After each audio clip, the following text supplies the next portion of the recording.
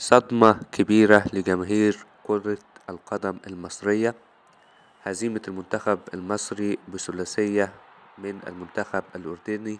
المنتخب الأردني قدر يحقق العلامة الكاملة بمجموعته وفاز في 3 مباريات، وكده بنسبة كبيرة المنتخب المصري خرج من المجموعة من البطولة، لأن الإمارات فايزة.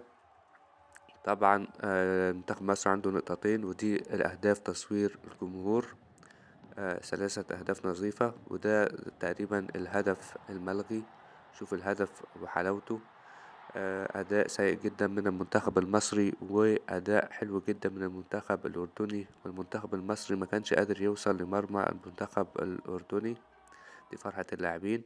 وده الهدف الرائع الثالث من ركلة جزاء سجلها اللاعب علي علوان.